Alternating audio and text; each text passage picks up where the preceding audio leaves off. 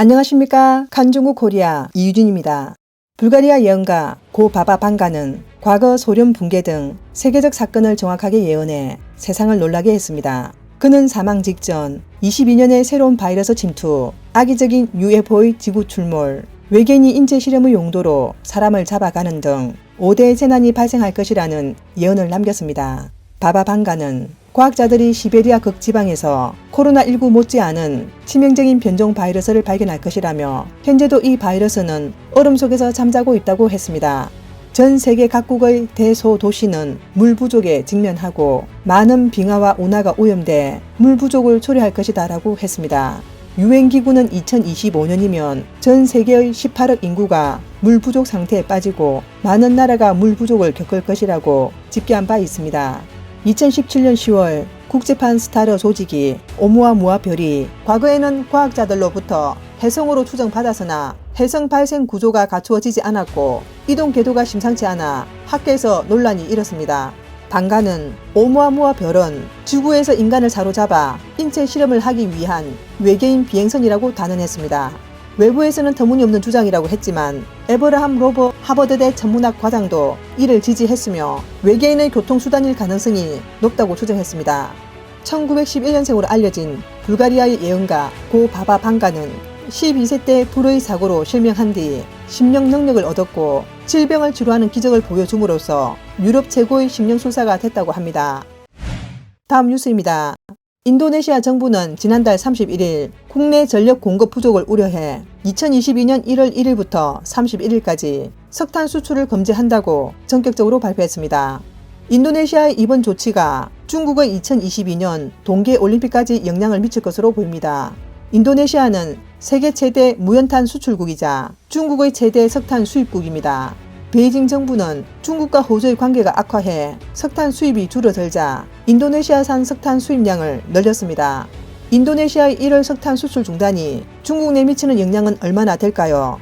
2021년 1월에서 11월 중국의 석탄 총 수입량은 2억 9,232만 1천 톤으로 전년 동기 대비 10.6% 증가했고 증가폭은 전달보다 8.7% 늘었습니다. 중국 내 석탄이 제대로 공급되지 않아 수입량이 늘고 있는 것입니다. 게다가 중국 항구의 석탄 재고는 이미 바닥난 상태입니다. 중국 석탄 자원망에 따르면 31일 현재 친항의 석탄 저장량은 474만 톤으로 지난주 같은 기간보다 35만 톤, 지난달보다 66만 톤, 지난해 같은 기간보다 31만 톤이 줄었습니다. 최근 재고가 감소세를 보이는 데다 인도네시아산 석탄의 1월 수출 금지 소식이 겹치면서 석탄 공급이 당분간 원활하지 않을 수 있습니다. 1월에서 2월은 중국의 겨울철이자 석탄 수입의 주요 달이라는 게 업계의 분석입니다. 발전용 무연탄을 많이 만들던 인도네시아의 석탄이 갑자기 75%가 부족해지면서 업계 관계자들은 무더운 여름 전력 차단의 단전극이 추운 1월에도 재현되는 것이 아닐까라고 우려하고 있습니다. 한편 중국은 최근 인도네시아가 남중국 해에서 석유를 채굴하는 문제를 놓고 인도네시아 정부와 여러 차례 분쟁을 벌였습니다. 인도네시아 정부가 해를 넘기는 시점에 전격적으로 석탄 수출 금지를 발표하자 중공은 당황해서 이례야 소식을 발표했습니다. 인도네시아가 중공에 대한 반발로 석탄 공급을 중단할 경우 중국의 전력 공급에 적지 않은 영향을 미칠 것으로 보이며 특히 2월 4일부터 2022년 동계올림픽이 베이징에서 열리는 만큼 석탄 공급량을 맞추지 못하면 동계올림픽 개최에 차질이 빚어질 수 있다고 우려하고 있습니다. 다음 뉴스입니다. 2022년 한국, 미국, 대만 등이 선거의 해를 맞아 베이징 당국도 20대 대표단 재선을 앞두고 있어 국제 정세가 불안해지고 있습니다. 2021년 대만과 중국의 양안 긴장 고조로 인해 미중 관계는 더욱 악화하였습니다. 미국은 중국과 맞서기 위해 유럽, 인도, 태평양 지역에서 뜻을 같이 할 파트너를 찾아 더 긴밀한 관계를 구축하고 있습니다. 이러한 상황은 새해에도 계속 과속화될 가능성이 있다는 외부의 우려가 나오고 있습니다. 대만 성공대학 홍징푸 정치학부 주임은 올해는 중국의 중요한 해라며 2월에는 베이징 동계올림픽, 3월에 개최되는 전국인민대표대회와 정치협상회의 2개의 중요 회의를 개최하고 연말에는 시진핑 중국 국가주석의 세 번째 임기인 중공 제20차 전국대표대회도 열릴 예정입니다. 홍 교수는 시진핑은 중공 20차 전국 대표 대회를 앞두고 국내외에서 여러 복잡한 행동을 취하지 않을 것이며 그것은 반드시 시끄러운 내정과 외교 문제에 관련되고 또 당내의 잡음도 잠재워야 하기 때문이라고 판단했습니다. 그러나 20차 당대회 이후 세 번째 임기의 지적과 역사의 정체성을 드러내기 위해 베이징의 대만 정책에서 이른바 통일 시간표가 있을 수 있습니다. 당장 대만을 침범하지는 않겠지만 대만의 외교와 국제 공간을 제한할 수 있습니다.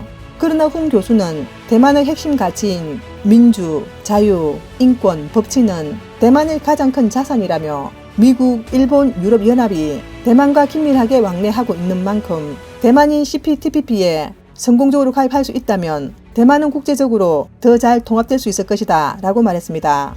대만 전략 시뮬레이션 연구소의 연구원인 허청후이는 대기원 15와의 인터뷰에서 미중 대립은 이미 돌이킬 수 없는 상황이라며 양측의 군사, 정치, 경제적 대결 태세는 변하지 않을 것이다 라고 말했습니다. 현재 시진핑이 중공 제20차 전당대회에서 연임을 하는 데 대한 도전에 직면할지가 가장 큰 변수입니다. 한편 중국은 현재 전염병이 가열되고 베이징 동계올림픽은 각국의 보이콧에 직면했으며 내정 외교적 실패가 속출하는 상황이라 베이징 당국은 국지전을 통해 내부 갈등 위험을 증가할 가능성이 있습니다. 전 국방대학교 정치외교부 학장인 위종진은 대만의 주식시장이 계속해서 새로운 최고치를 경신하고 있으며 국제적 지지의 힘도 역사상 최고임을 상기시켰습니다. 대만은 2022년이 기회이지만 베이징의 군사 행동에 오히려 더 조심해야 한다고 조언했습니다. 위종지 교수는 베이징 당국이 대만의 통일을 중국몽의 가장 중요한 요소로 꼽았다고 강조했습니다.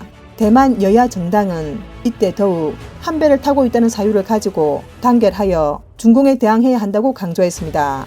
맹목적으로 후퇴하고 고개를 숙이면 중공은 대만을 군사력으로 압박하면 항복할 것이라고 잘못 믿게 될 것이며 오히려 중공의 대만 범죄 야욕을 부추길 수 있습니다. 오늘 뉴스는 여기까지입니다. 구독과 좋아요는 격려입니다. 공유는 나눔의 시작입니다. 시청해주셔서 감사합니다.